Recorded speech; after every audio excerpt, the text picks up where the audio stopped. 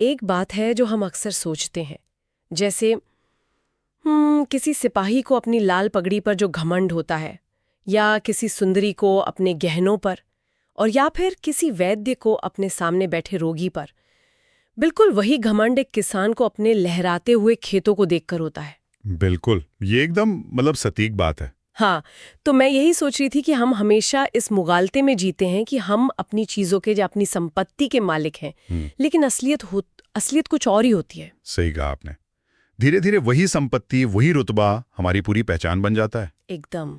और जब उस पहचान पर या उस ईगो पर जरा सी भी खरोच आती है ना, तो कोई भी इंसान किस हद तक गिर सकता है, ये देखना बहुत ही हैरान करने वाला होता है। आज की इस गहन चर्चा में हम लोग इसी इंसानी फितरत की गहराई में उतरने वाले हैं। और इसके लिए हमारे पास जो स्रोत हैं वो बहुत ही बेहतरीन है। हाँ, आज हम मुंशी प्रेमचंद की एक बेहद शानदार और मनोवैज्ञानिक कहानी मुक्ति मार्ग के पन्नों से गुजरेंगे। और हमारा लक्ष्य सिर्फ एक कहानी सुनाना नहीं है, हम ये समझेंगे कि कैसे संपत्ति का अभिमान विनाश लाता है और कैसे सब कुछ खो देने के बाद ही असली शांति मिलती है। प्रेमचंद जी की यही खूबी है। लोग सोचते हैं कि उनकी कहानियां तो बस गांव, चौपाल या किसानों की गरीबी तक सीमित हैं। हाँ, लोगों को यही लगता है अक्सर। लेकिन अगर हम मुक्ति मार्ग की गहराइयों में जाएं ना, तो ये इंसान के दिमाग का एक मास्टर क्लास है। ये दिखाता है कि कैसे क्रोध, बदले की आग और ये जो मैं की भावना है, यानी हमारा ईगो, वो कैसे हमारे पूरे सिस्टम को हैक कर लेता है। अरे बिल्कुल, इंसान अपना ही घर जलाने को तैयार हो जाता है, बस शर्त ये होती है कि पड़ोसी का नुकसान उससे ज्यादा होना चाहिए। वही तो इस पूरी चर्चा को आगे बढ़ाते हुए पहले इसके दो मुख्य किरदारों की मानसिकता को समझते हैं। ये दोनों ही अपने तरीके से सक्सेसफुल है। हाँ, और दोनों का अपना अपना रुतबा है। पहला किरदार है झिंगुर। हाँ। वो एक किसान है। अब उसके पास 3 बीघे ओक यानी गन्ने की फसल है। अब देखिए, 3 बीघे कोई बहुत बड़ी जागीर तो है नहीं। नहीं, बिल्कुल नहीं।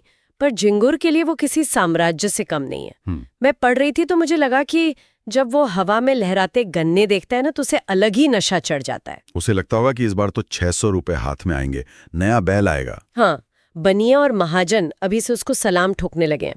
इस दौलत के खुमार में झिंगुर का ईगो इतना बड़ा हो गया है कि वो गांव वालों को कीड़े मकोड़े समझने लगा है। ये बेहद आम इंसानी बर्ताव है। जब अचानक से थोड़ा पैसा या सफलता दिखती है ना, तो इंसान की चाल ही बदल जाती है। यही बात है। और दूसरी तरफ एक और मजबूत किरदार है बुद्धू। हाँ, बुद्धू कोई किसान नहीं है, वो एक गडरिया है। पर वो आर्थिक रूप से बहुत तगड़ा है। उसके पास 12 कोड़ी यानी करीब 240 भेड़ें हैं। 240 भेड़ें? उस जमाने में ये तो बहुत बड़ी बात थी। अरे बहुत बड़ी। जिसके पास 240 भेड़ें हों, सोचिए गांव में उसका क्या भोकाल होगा। वो खेतों में भेड़ें बैठाने की मजदूरी लेता है, दूध बेचता है, ऊन का व्यापार करता है। मतलब प्रॉपर बिजनेसमैन है वो। एकदम। तो बुद्धू को भी अपनी इस दौलत का पूरा घमंड है। वो किसी के आगे सर झुकाने वाला नहीं है। अब जब ये दो भारी भरकम ईगो एक ही गांव में रहेंगे, तो टकराव तो होना ही था। और वो टकराव होता भी है। एक शाम झिंगुर अपने गन्ने के खेत के पास खड़ा अपनी सफलता के सपने देख रहा था। तभी वो देखता है कि बुद्धू अपनी भेड़ों का पूरा झुंड लेकर उसी रास्ते से आ रहा है। और वो रास्ता बहुत संकरा था। हाँ, रास्ता पतला था। तो झिंगुर का ईगो तुरंत एक्टिव हो गया। उसे लगा कि बुद्धू जानबूझकर उसे नीचा दिखाने के लिए भेड़े इधर से ला रहा है। झिंगुर गुस्से में कहता है कि भेड़ वापस ले जाओ। पर बुद्धू कहाँ मानने वाला था। वो शांति से पर पूरी हैकड़ी में कहता है कि भेड़ें खेत की मेड़ से निकल जाएंगी, कोई नुकसान नहीं करेंगी। और बस बात बिगड़ गई। कोई पीछे हटने को तैयार नहीं था। फिर झिंगुर जो करता है, बाप रे, वो इंसान के अंदर के जानवर को बाहर लाता है। वो डंडा उठाता है और उन बेजुबान भेड़ों पर टूट पड़ता है। बहुत ही बेरहमी से पीटता है उनको। हाँ, प्रेमचंद लिखते हैं कि कोई निर्दयी धोबी भी अपने गधे को ऐसे नहीं पीटता होगा। झिंगुर किसी भेड़ की टांग तोड़ देता है, किसी की कमर। अब इस इंसिडेंट को अगर हम थोड़ा मनोवैज्ञानिक यानी साइकोलॉजिकल नजरिए से देखें, तो एक बहुत दिलचस्प बात निकल कर आती है। क्या बात? जब झिंगुर उन भेड़ों को पीट रहा था, तो क्या वो सच में अपनी फसल को बचा रहा था? नहीं ना, भेड़ें तो खेत में घुसी भी नहीं थी। हाँ, वो तो मेड़ पर थी। सही पकड़ा। झिंगुर असल में अपना दबदबा साबित कर रहा था। वो बुद्धू को ये मैसेज दे रहा था कि मेरे इलाके में सिर्फ मेरी चलेगी, तुम्हारी दौलत मेरे आगे कुछ नहीं। ये अपनी संपत्ति की रक्षा नहीं थी, ये ताकत का प्रदर्शन था। पता, इस पूरे सीन को जब मैं पढ़ रही थी ना, तो मुझे आज के रोड रेज की याद आ गई। अरे बिल्कुल, सटीक एनालॉजी है। हम देखते हैं ना आजकल किसी पतली सड़क पर दो महंगी एसयूवीज आमने सामने आ जाती हैं।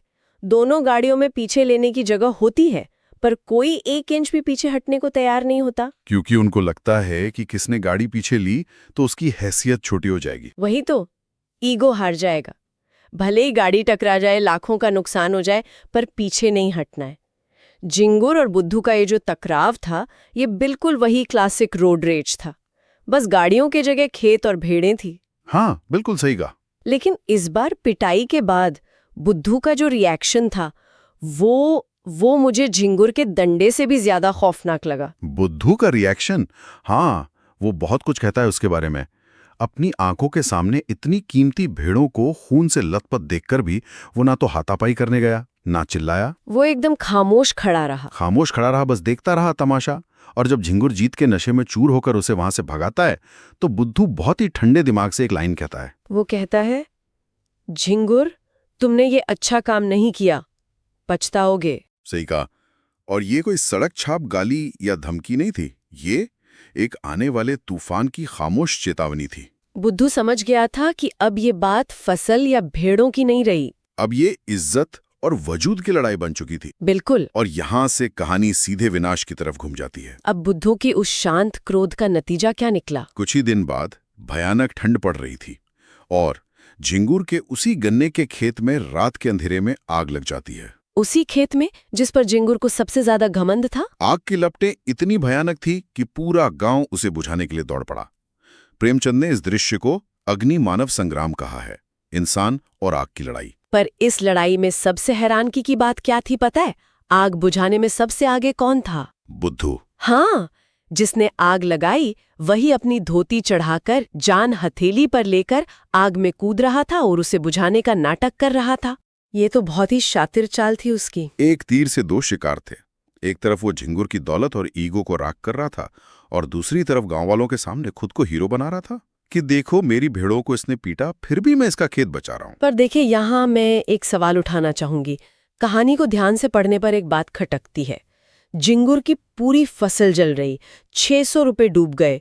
ये बड़ा झटका था, बहुत बड़ा झटका था। लेकिन ऐसा लगता है कि उस आर्थिक नुकसान से ज्यादा झिंगुर को गांव वालों के तानों ने तोड़ा। आग बुझने के बाद कोई उसके पास हमदर्दी लेकर नहीं आया। उसको जलीकटी की सुना रहे थे सब। हाँ, लोग ताने मार रहे थे कि तुम्हारे घमंड की वजह से हमारा नुकसान हो गया, क्योंकि उस ऊख के सहारे ही पूरा गांव सर्दियां काटता था। तो क्या ये समझ लेना चाहिए कि झिंगुर के लिए अपना बैंक बैलेंस 0 होने से ज्यादा दर्दनाक उसका सामाजिक बहिष्कार था?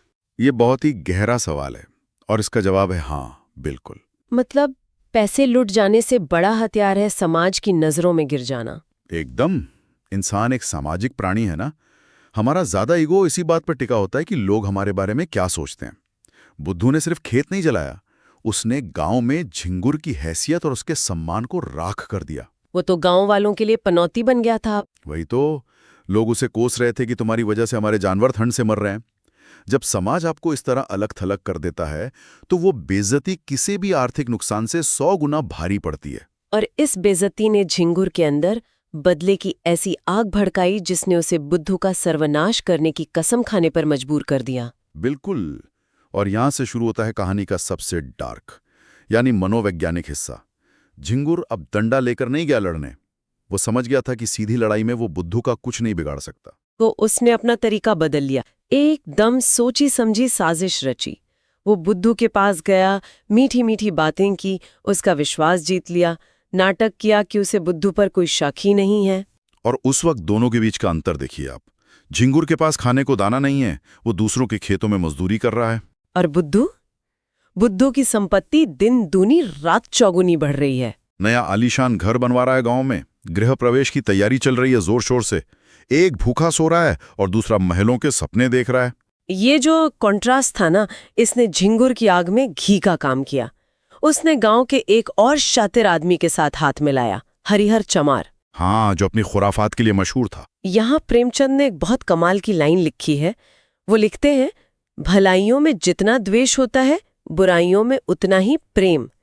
एक चोर पर आफत आई, देख दूसरा चोर उसकी मदद करता है। ये तो आज के समाज पर भी एकदम सटीक बैठती है बात, है ना? अच्छे काम करने वाले लोग अक्सर आपस में जलते हैं, तांग खींचते हैं, लेकिन जब कोई साजिश रचनी हो तो बुरे लोग सारे मतभेद भूलकर एक मजबूत गठबंधन बना लेते हैं। झिंगुर और हरिहर का ये गठबंधन बिल्कुल वैसा ही था। मुझे तो ये पूरा खेल किसी मॉडर्न कॉर्पोरेट वॉरफेयर जैसा लगा। Corporate warfare? वो कैसे? जैसे दो बड़ी मल्टीनेशनल कंपनियों की दुश्मनी होती है। एक कंपनी अगर बाहर से नहीं हरा पाती तो वो दूसरी कंपनी में अपना कोई स्लीपर सेल या ट्रोजन हॉर्स प्लांट कर देती है। अच्छा, जो अंदर से सिस्टम को खोखला कर दे। हाँ, झिंगुर ने भी यही स्ट्रैटेजी अपनाई।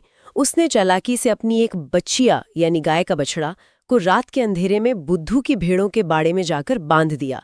ये बच्चिया उसका ट्रोजन हॉर्स थी। और फिर हरिहर ने चुपके से उस बच्चिया को जहर दे दिया। बाप रे, ये तो बेहद ही क्रूर और अमानवीय चाल थी। सुबह हुई और बच्चिया मरी हुई पाई गई, वो भी कहाँ? बुद्धू के बाड़े में। और उस वक्त सामाजिक और धार्मिक नियम कितने कठोर थे। गोहत्या यानी गाय की हत्या को सबसे बड़ा पाप माना जाता था। महापाप।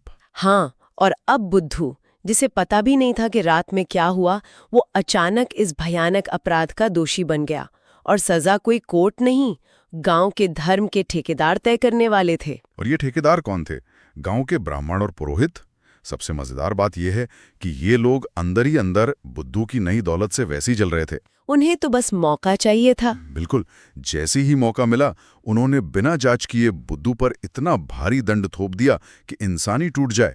उसे 3 महीने का भिक्षा दंड मिला, यानी मांग कर खाना पड़ेगा। और 7 तीर्थ यात्राएं भी। हाँ, 7 तीर्थ यात्राएं और 500 ब्राह्मणों को भोजन कराने का आदेश। यहाँ एक चीज और नोटिस करने वाली है। जब दो लोगों के ईगो की लड़ाई होती है ना, तो फायदा हमेशा किसी तीसरे का ही होता है। हमेशा। इस पूरी व्यक्तिगत दुश्मनी का फायदा उस वर्ग ने उठाया जो धर्म और सत्ता को कंट्रोल करता था। उन्होंने गो हत्या के डर का पूरा फायदा उठाया। बुद्धू को आर्थिक रूप से पूरा निचोड़ लिया।